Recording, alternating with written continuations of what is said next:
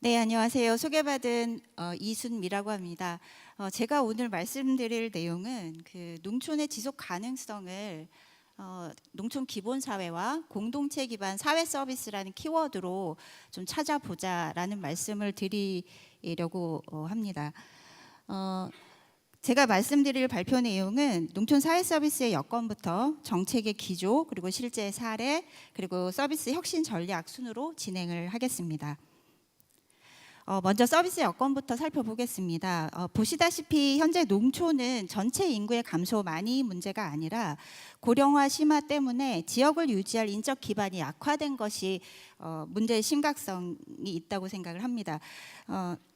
대안적인 주체로 여겨지는 사회연대경제 조직도 농촌은 도시에 비해서 양적으로 질적으로 취약합니다. 그래서 자생적 활동 기반이 약한 실정입니다. 농촌의 고령화는 도시보다 훨씬 더 고립된 형태로 나타나고 또 경제적 취약성하고 중첩되어 있어서 단순히 서비스 수요가 증가했다라는 문제뿐만이 아니라 서비스 수요가 복합적으로 나타나서 해결이 더 어렵습니다. 2024년 기준으로 면지역의 1인 가구 비중은 이미 40%를 넘었고 이 중에 절반 이상이 노인 1인 가구입니다. 그리고 이 농촌의 취약층은 경제적인 빈곤과 돌봄 공백이라는 이중고에 처해 있습니다. 그런데 이제 안타깝게도 시장성이 약하죠. 그래서 병원, 약국은 물론 세탁소나 목욕탕과 같은 기초생활 서비스가 없는 서비스 사막화가 면지역을 중심으로 확대되고 있습니다. 물론 절망적인 것들만 농촌에 있는 것은 아닙니다. 앞서 두 발표에서 청년 관계 인구와 지역 자산이라고 하는 긍정적인 요소들을 말씀을 드렸는데요. 이 청년을 방문하거나 체류하는 청년들이 늘고 있어서 늘고 있다는 점이 어떤 새로운 인적 자원의 유입으로 긍정적인 희망을 준다라고 볼 수 있을 것 같습니다. 다만 이들이 기대하는 어떤 역할이나 일들에 대한 기대가 지역 사회가 필요로 하는 것과 간극이 지금 있는 실정이어서 이 둘을 잘 매칭하는 것이 우리가 풀어야 될 숙제라고 생각을 합니다. 이런 상황에 대응해서 정책의 패러다임도 바뀌고 있습니다. 2023년에 제정된 농촌경제사회 서비스법은 시장과 공공의 한계를 넘어서 지역사회가 주도적으로 서비스 부족 문제를 해결하도록 지원하는 법적 근거를 제공합니다. 이 공동체 기반의 새로운 패러다임은 서비스 공동체를 지정할 권한을 가지고 있는 지방정부가 어떻게 역할을 해주냐에 따라서 정책의 성패가 좌우될 만큼 지방정부의 역할이 중요합니다. 이 부분은 뒤에 혁신 전략에서 좀 더 구체적으로 제안을 드리고자 합니다. 지난 12월에 제1차 서비스 활성화 계획이 발표가 되었습니다. 이 서비스 활성화 계획은 이 지역 공동체 기반 서비스 정책의 실행 청사진이라고 할 수 있는데요. 2028년까지 서비스 공동체를 300개 육성하고 왕진버스나 이동장터와 같은 서비스를 확대하고 그리고 지방정부의 서비스 활성화 계획을 수립하도록 촉진하는 등의 정책 목표를 가지고 있습니다.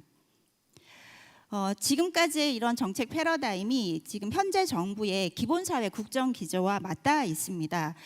농촌 기본사회는 농촌 기본소득을 물적인 토대로 해서 농촌 주민의 기본 서비스 실현을 국가 공동체가 책임지겠다라는 것이 핵심 비전인데요. 기본소득으로 소비를 활성화하고 그 수익이 다시 지역의 사회 서비스로 순환되는 이 농촌형 순환 모델을 만들어가는 것이 농촌 기본사회의 추구 지향이라고 할 수 있겠습니다. 이런 국정기조와 공동체 기반의 새로운 서비스 패러다임을 잘 보여주는 실천 사례들이 있습니다. 먼저 충남 홍성군의 장곡 사회적 협동조합입니다. 이 장곡 사회적 협동조합은 주민자치회의 복지돌봄 분과로 결합하고 있어서 치매 예방, 효도택시, 주택수리와 같은 주민자치회가 결의한 서비스 계획을 실행하는 실행 조직으로 역할을 하고 있습니다. 행복나눔 빨래방 사업은 보시다시피 장곡면 주민자치회 지역사회보장협의체 면회행정 그리고 장곡 사회적협동조합이 협력해서 추진한 대표 사업입니다. 경남 거창군의 통합돌봄 사업은 지역사회 통합돌봄을 공동체 사업하고 결합한 사례입니다. 조례를 개정해서 온봄지기라고 하는 마을 활동가를 고용하는 제도적인 기반을 마련을 했고요.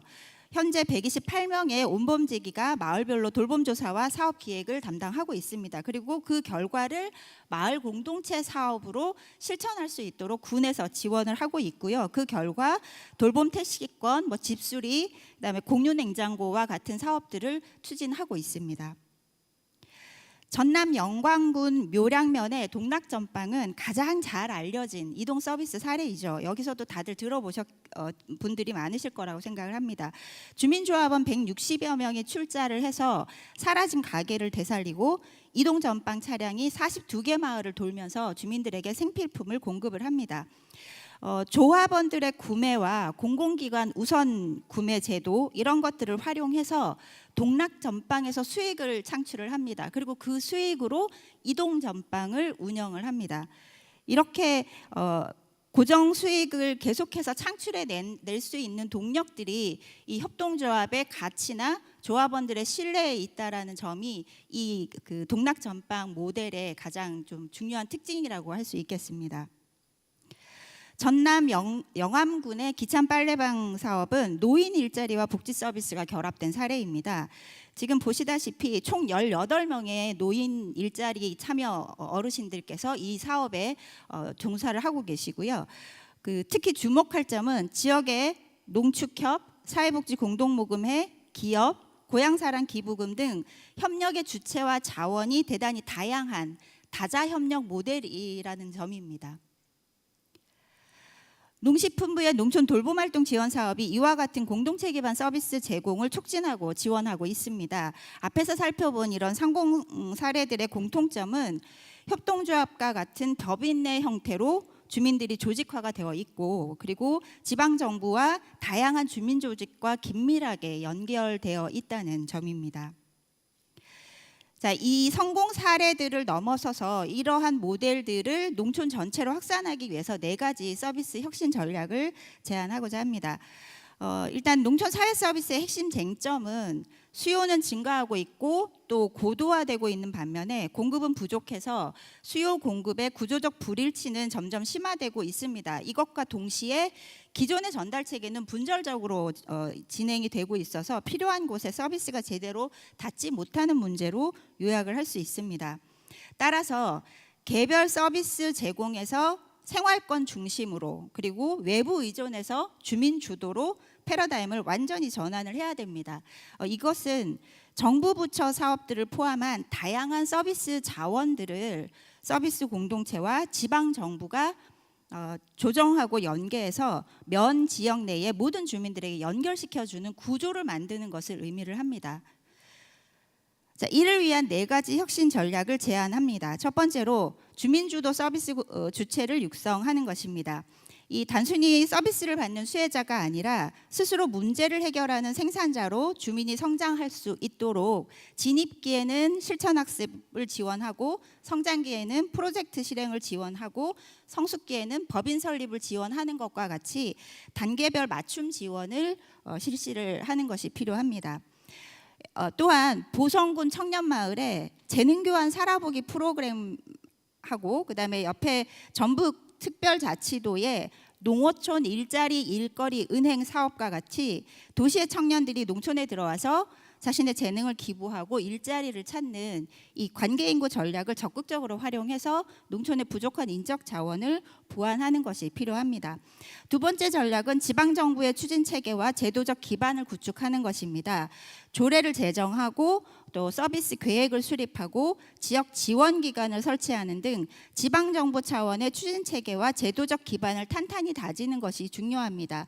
여기에서 사실 서비스 계획과 서비스 지원 체계를 더 탄탄히 현장 밀착형으로 구축해야 될 역할은 기초지방정부에게 있습니다. 광역지방정부는 이와 같은 기초지방정부를 지원하는 표준 조례안이나 아니면 민간투자 사업을 좀 기획을 한다라거나 이런 식의 지원하는 역할에 조금 더 집중할 필요가 있겠습니다.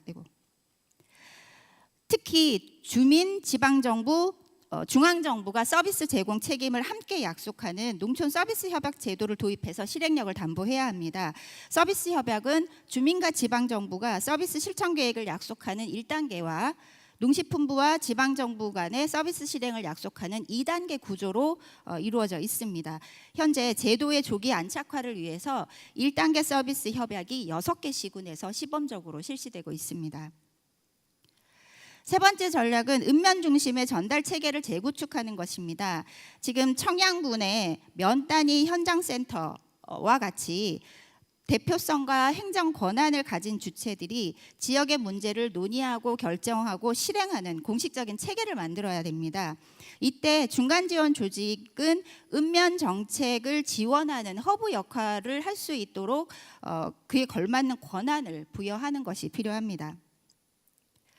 아울러 읍면에 서비스 공간을 조성을 하고 그 공간의 운영이나 사무 관리 위탁을 받는 서비스 공동체를 입주시키는 그 서비스 거점을 조성을 해야 합니다. 그리고 그 서비스 거점을 중심으로 찾아가는 서비스를 확대하고 이동 지원을 체계화해서 농촌 주민의 서비스 접근성을 높이는 것이 중요하겠습니다. 마지막으로 네 번째 전략은 서비스의 지속 가능성을 위해서 자원동원 구조를 혁신하는 것입니다. 기본소득을 마중물로 해서 지역 내의 생산과 소비가 순환되고 주민 간의 서로 돌봄이 시스템화되는 체계를 만들어 가야 합니다. 청양군 기본소득 시범사업의 오른쪽에 있는 특화 모델이 이러한 순환경제 구축을 보다 더 확고하게 만들어 가겠다라고 하는 계획으로 볼 수가 있겠습니다. 더불어서 고향사랑 기부금을 서비스랑 연계하고 사회 성과 보상 사업과 같은 민간 투자 유치를 적극 활용해서 서비스 재원 확보 방안을 다각화하는 것이 필요합니다. 이미 기존에 24년도까지 고향사랑 기부금을 사회 서비스 제공과 연결해서 운용한 지역들이 있습니다. 그리고 부여군의 치매 관리 예방 사업과 같은 이 사회 성과 보상 방식의 사업 사례들도 있기 때문에 이런 것들을 잘 벤치마킹해서 서비스 재원을 마련하는 다양한 기획들이 좀 지원될 필요가 있겠습니다. 네, 마무리하겠습니다. 농촌의 공동체 기반 사회 서비스 혁신은 단순히 복지 혜택을 늘리는 문제가 아닙니다. 주민이 주인이 되어서 서로를 돌보는 공동체를 복원하는 것이고요. 소멸해가는 지역을 다시 살리는 생존 전략입니다. 기본소득과 기본 서비스가 결합된 농촌 기본사회, 그리고 이것을 실현하는 서비스 공동체가 우리 농촌의 지속가능한 미래를 여는 열쇠가 될 것이라고 생각을 합니다. 경청해 주셔서 감사합니다.